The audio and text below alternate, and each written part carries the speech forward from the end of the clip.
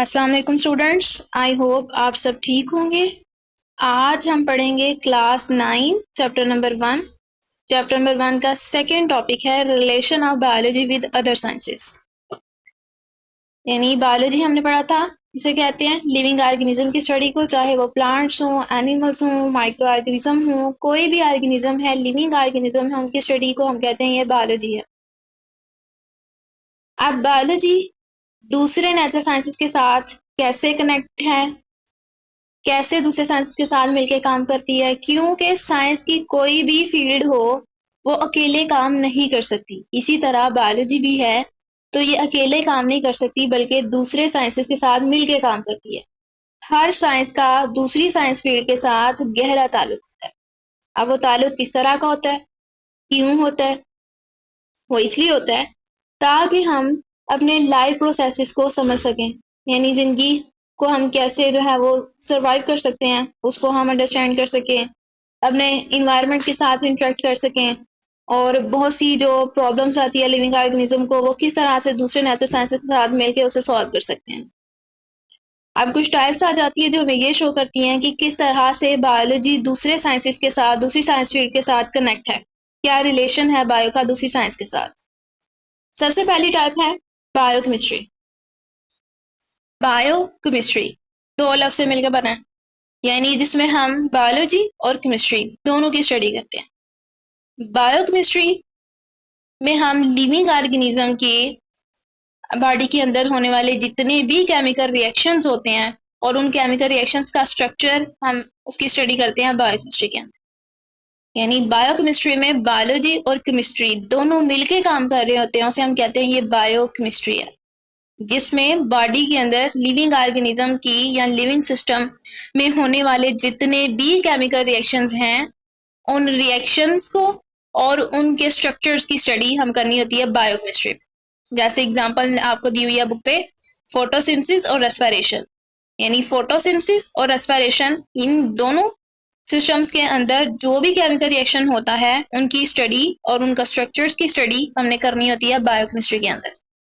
मिसाल के तौर पे पौधे हैं, अगर हम प्लांट्स की बात करें तो प्लांट्स लिविंग ऑर्गेनिज्म है। अब वो किस तरह से केमिस्ट्री के साथ अटैच हैं, किस तरह से बायोकेमिस्ट्री दोनों मिलकर काम कर रहे होते हैं। अब फोटोसिंथेसिस का प्रोसेस है, तो फोटोसिंथेसिस का प्रोसेस कौन सा प्रोसेस होता है जिसमें पौधे अपनी खुराक बनाते हैं। अब पौधे अपनी खुराक कैसे बनाते हैं? वो बनाते हैं एक रिएक्शन करके, जिसमें कार्बन डाइऑक्साइड और वाटर दोनों मिलते हैं, साथ में सूरज की रोशनी आती है, और सूरज की रोशनी आने के साथ ही ये हमारे लिए क्या बना देते हैं, फूड, और साथ में ऑक्सीजन जो है वो रिलीज कर देते हैं। तो ये जो केमिकल रिएक्शन हुआ है, ये रिएक्शन हुआ है, इसकी स्टडी हम बायोकेमिस्ट्री के अंदर करते हैं। इसी तरह अगर जब भी हम रोटी वगैरह खाते हैं तो हमारी बॉडी क्या करती है, उस रोटी को ग्लूकोज के अंदर कन्वर्ट कर देती है। अब ग्लूकोज के अंदर कन्वर्ट कैसे करती है? केमिकल रिएक्शंस के जरिए करती है। अब उन केमिकल रिएक्शन की स्टडी हम बायोकेमिस्ट्री में करते हैं। इसी तरह डीएनए, प्रोटीन, जितने भी बायोमॉलिक्यूल्स हैं, ये सारे केमिकल से मिलकर बनते हैं, उनकी स्टडी हम बायोकेमिस्ट्री के अंदर करते हैं। यानी जितने भी केमिकल रिएक्शंस होते हैं लिविंग सिस्टम के अंदर, उनका रिएक्शन और उनका स्ट्रक्चर, उनकी स्टडी हमने बायोकेमिस्ट्री के अंदर करनी होती है। उसके बाद सेकंड आ जाता है बायोफिजिक्स। अब बायोलॉजी और फिजिक्स जब दोनों आपस में मिलकर काम कर रहे होते हैं, इसे हम कहते हैं ये बायोफिजिक्स है। बायोफिजिक्स के अंदर हम मुख्तलिफ बायोलॉजिकल प्रोसेसेस को पे हम फिजिक्स के रूल्स को अप्लाई करते हैं। मुख्तलिफ जो बायोलॉजिकल प्रोसेस हो रहे होते हैं उसमें हम फिजिक्स के रूल्स को अप्लाई करते हैं, उसे हम कहते हैं ये बायोफिजिक्स है। मिसाल के तौर पे आपकी जो बुक के ऊपर एग्जांपल दी हुई है वो क्या दी हुई है कि जैसे ही हमारे मसल्स हैं, बोन्स हैं या जॉइंट्स हैं, जब ये काम कर रहे होते हैं, इनका काम क्या होता है, मूवमेंट करवाना, बॉडी को सपोर्ट करना। अब ये जो मूवमेंट करवाना है, मोशन है या बॉडी को सपोर्ट करना है, ये सारे रूल्स फिजिक्स में आते हैं, और मसल्स और बोन्स और जॉइंट्स का काम बायो में आता है। अब ये दोनों आपस में मिलके काम कर रहे होते हैं, तो हम कहते हैं ये बायोफिजिक्स है। इसी तरह जब हमने ईसीजी करनी हो हार्ट की, तो उसके लिए जो मशीन यूज की जाती है वो फिजिक्स के रूल्स के मुताबिक ईसीजी करती है। इसी तरह ब्लड प्रेशर अगर हमने मेजर करना हो, तो ब्लड प्रेशर के लिए जो हम मशीन यूज करते हैं बीपी मेजर करने के लिए, वो भी जिसके रूल्स को जो है वो हम अप्लाई कर रहे होते हैं उस पर, उसी के जरिए हमें वो बीपी शो करवा रहा होता है। इसी तरह हमने अगर अल्ट्रासाउंड करवानी है या एक्सरे करवाना है, डॉक्टर जब एक्सरे कर रहे होते हैं तो एक्सरे करते हुए जो एक्सरे रेज निकलती हैं वो फिजिक्स के रूल्स के मुताबिक ही एक्सरे कर रही होती हैं। इसी तरह अल्ट्रासाउंड है, वो भी जो है वो फिजिक्स के रूल्स के मुताबिक काम कर रही होती हैं। तो इस तरह जब बायोलॉजी और फिजिक्स आपस में दोनों मिलके काम करते हैं उसे हम कहते हैं ये बायो फिजिक्स है। इस तरह से दूसरी साइंसेस जो हैं वो बायो के साथ मिलके काम कर रही होती हैं। थर्ड आ जाती है कंप्यूटेशनल बायोलॉजी। कंप्यूटेशनल बायोलॉजी किसे कहते हैं? जिसमें हम मैथ वगैरह को या कंप्यूटर वगैरह को यूज करते हैं अपने बायोलॉजिकल सिस्टम के लिए। यानी किसी भी चीज को अगर हमने एनालाइज करना है, किसी भी चीज को, किसी भी डाटा को, बायोलॉजिकल डाटा को हमने स्टोर करना है तो हम कंप्यूटेशनल बायोलॉजी यूज करते हैं। यानी उसमें हम कंप्यूटर या मैथ का थोड़ा बहुत यूज कर सकते हैं। मिसाल के तौर पे अगर हमने जो है वो प्रोटीन, आपको पता है कि जो हमारी प्रोटीन है वो मिलके बनती है अमाइनो एसिड से। अब अगर हमने अमाइनो एसिड के सीक्वेंस को देखना हो तो वो हम कंप्यूटेशनल बायोलॉजी का यूज करके हम देख सकते हैं। इसके अलावा डीएनए के अंदर जितनी भी इंफॉर्मेशन होती है या डीएनए का सीक्वेंस होता है वो भी हम कंप्यूटर के अंदर स्टोर कर सकते हैं। उसकी सारी इंफॉर्मेशन कंप्यूटर के अंदर स्टोर कर सकते हैं, उसे एनालाइज कर सकते हैं। यह हम कंप्यूटर का यूज करके करते हैं। इसके अलावा जितनी भी मेडिकल रिसर्च वगैरह होती है वो भी हम कंप्यूटेशनल बायोलॉजी के जरिए ही करते हैं। यानी किसी भी बायोलॉजिकल सिस्टम के अंदर अगर हम कंप्यूटर का यूज कर रहे हैं, एल्गोरिथम का यूज कर रहे हैं या मैथमेटिकल मॉडल्स का यूज कर रहे हैं तो उसे हम बोलेंगे ये क्या है, कंप्यूटेशनल बायोलॉजी। उसके बाद फोर्थ आ जाता है बायोजियोग्राफी। बायोजियोग्राफी किसे कहते हैं कि जिसमें हम लिविंग ऑर्गेनिज्म की डिस्ट्रीब्यूशन करते हैं, लिविंग ऑर्गेनिज्म को डिवाइड करते हैं। यानी दुनिया के अंदर मुख्तलिफ एरियाज में जमीन के ऊपर हम लिविंग ऑर्गेनिज्म को डिस्ट्रीब्यूट करते हैं।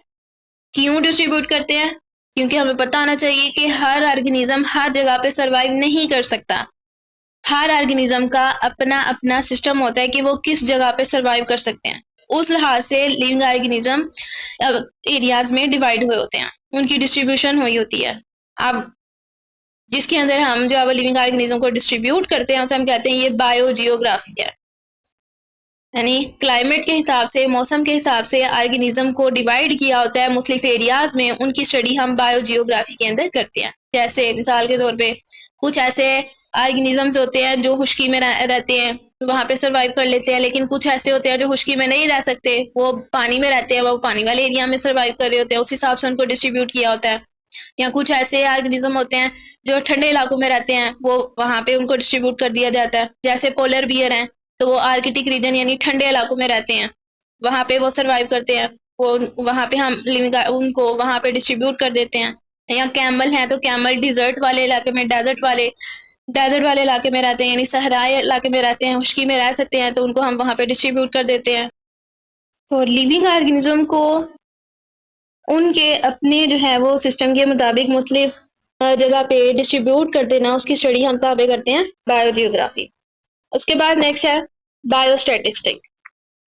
बायोस्टैटिस्टिक जिसपे हम मैथ और बायोलॉजी दोनों आपस में मिलके काम कर रहे होते हैं। स्टैटिस्टिक्स किसे कहते हैं कि जिसमें हम डाटा को कलेक्ट करते हैं, उसे एनालाइज करते हैं ताकि हमें जो है वो रिजल्ट मिल सके, इसे हम रिजल्ट जो है वो इंटरप्रेट कर सकते हैं, हमें आउटकम मिल सकती है।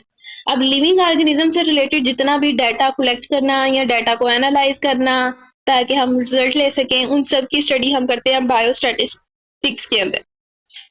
जैसे हम इस बायोलॉजिकल रिसर्च वगैरह अगर करनी हो, हेल्थ केयर से रिलेटेड या पब्लिक हेल्थ वगैरह के गाइड करना हो, तो इन सब की स्टडी हम करते हैं बायोस्टैटिस्टिक्स के अंदर। मिसाल के तौर पे अगर एक स्कूल है और स्कूल में टोटल 500 स्टूडेंट्स हैं, अब उन 500 स्टूडेंट में से अगर 50 स्टूडेंट को फ्लू है, अब इन स्टूडेंट्स की आपस में इनकी परसेंटेज निकालने के लिए कि कितने स्टूडेंट्स में से कितने स्टूडेंट्स को फ्लू है, तो इसकी हम स्टडी करेंगे बायोस्टैटिस्टिक्स के अंदर।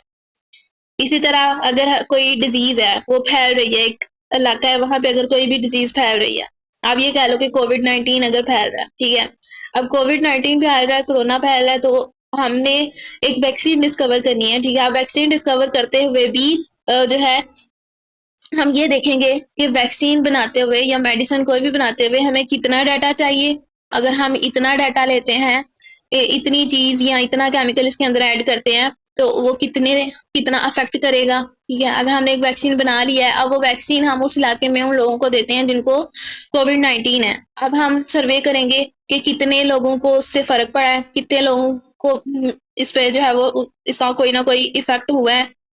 तो वो हम उसका एनालिसिस करने के लिए हम बायोस्टैटिस्टिक्स का यूज करते हैं।